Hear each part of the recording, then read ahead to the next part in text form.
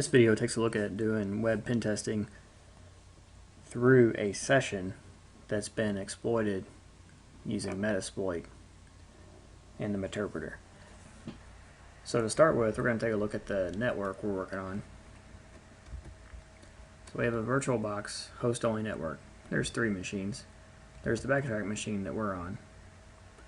There's a Windows 2000 server that has a vulnerability discovered with Nessus that's exploitable by Metasploit, which will give us a Meterpreter shell. Other videos cover how to get the Meterpreter shell.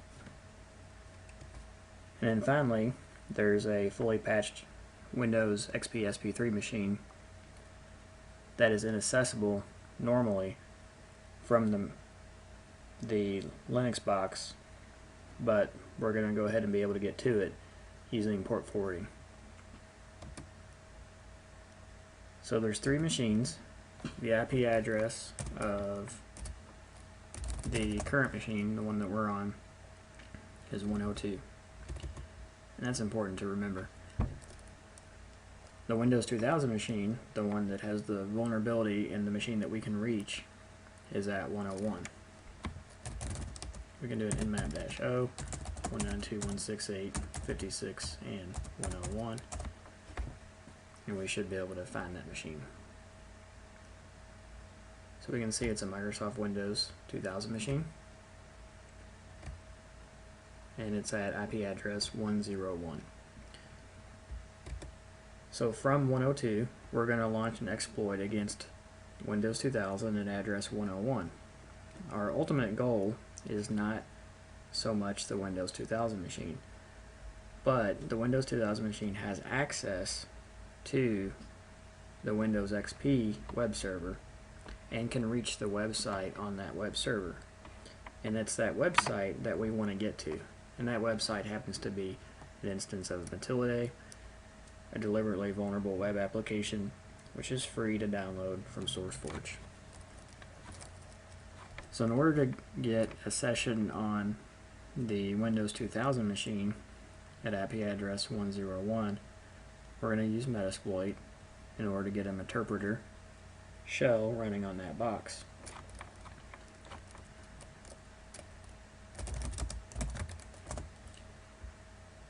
This video is not about getting Meterpreter shells, that's covered in other videos.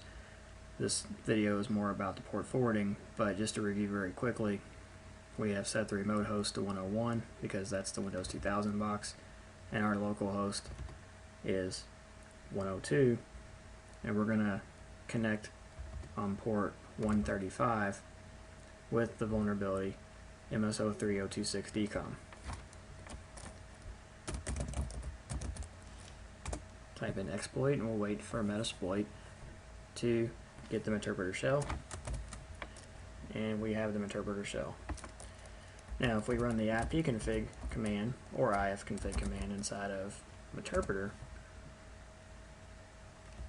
we can see that Meterpreter is running on 101, the Windows 2000 machine, and that's great.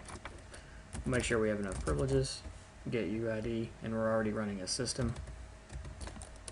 Get PID to see which process we're in, 460, and PS to list the processes, and 460 is the service host, which explains why we're running a system. So we can see the service host is running as system. So now, about getting to that website. We have a session on the 2000 box at 101.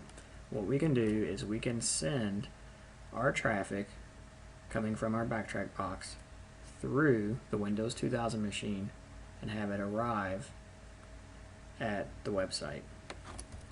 The way we're going to do that is we're going to say in the Meterpreter shell, we're going to say port forward, port FWD.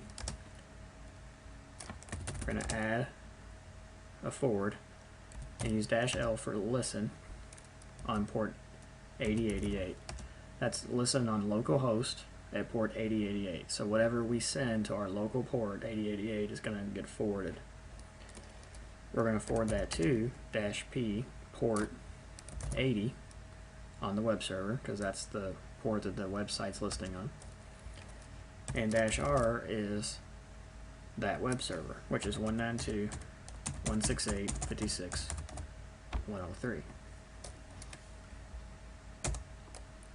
So we can see Meterpreter created the TCP relay from localhost 8088 to 103. The double arrow signifies that we'll also receive the response as well.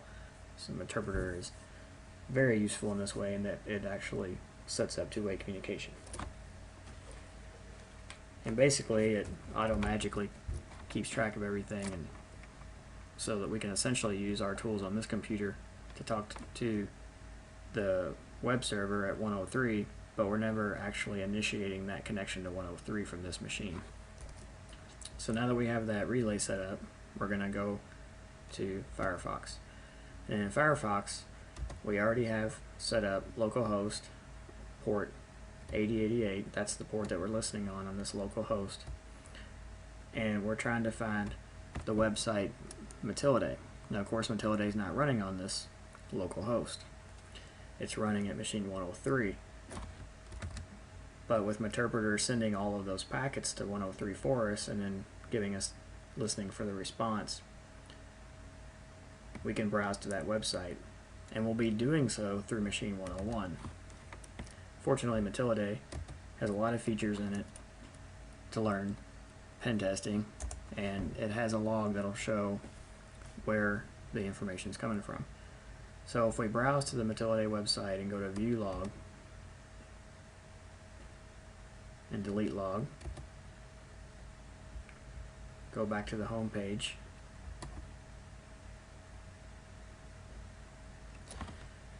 now one more time we'll do an IF outside of Meterpreter. We'll do an IF config,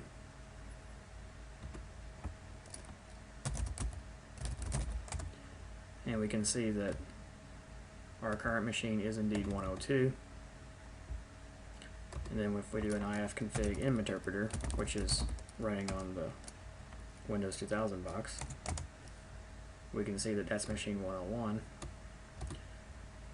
So what will the log show?